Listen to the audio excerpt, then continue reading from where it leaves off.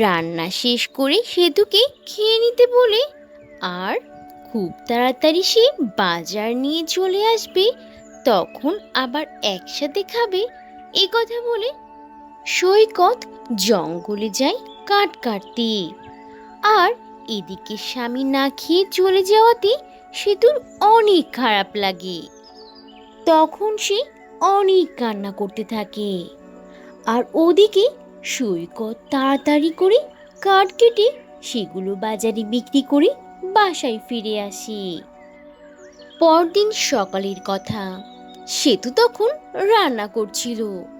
ওদিকে সৈকত, আরে সেতু, তোমার রান্না শেষ হতে আর কত সময় লাগবে?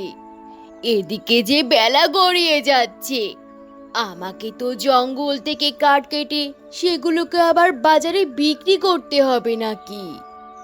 তাড়াতাড়ি করে খাবার দাও আমাকে, আমাকে তো জলদি বের হতে হবে।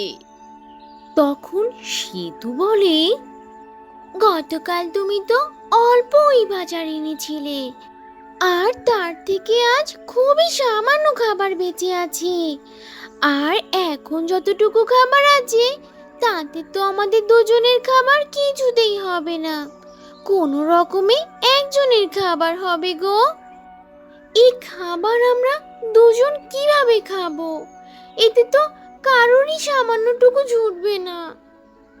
সেতুর কথায় তখন সৈকতের প্রচণ্ড মেজাজ খারাপ হয়ে যায়।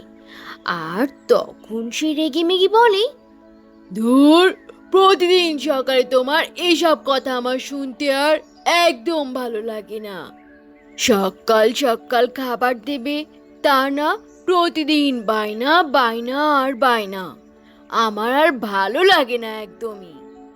তখন সেতু অনেক রেগে গিয়ে বলে, এখন এসব কথা কেন বলছো? হ্যাঁ, সেই কবে থেকে আমি তোমাকে বলছি এই কাঠ কাটার কাজে আমাদের সংসারই চলছে না। এই কাঠ কাটার কাজ বাদ দিয়ে এবার তুমি অন্য কোনো কাজ শুরু করো, আর নয়তো চলো আমরা দুজন মিলে শহরে চলে যাই। সেখানে গিয়ে না হয় আমরা কোনো না কোনো কাজ শুরু করি।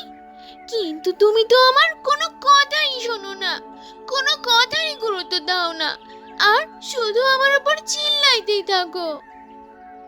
এবার তো সেতু অনেক বেশি রেগে গেল, আর সেতু গড় করে সব কথা বলতে থাকলো।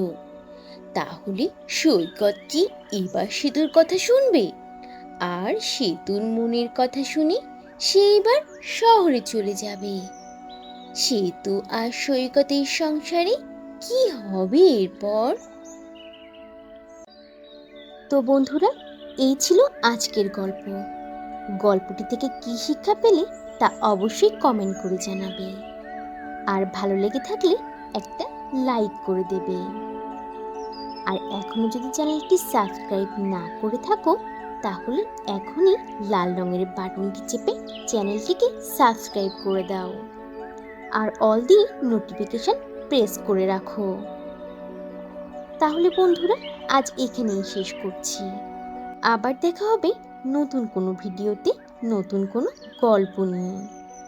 সে পর্যন্ত তোমরা সবাই ভালো থাকবে আর নিজেদের প্রতি খেয়াল রাখবে। আল্লাহ হাফিজ।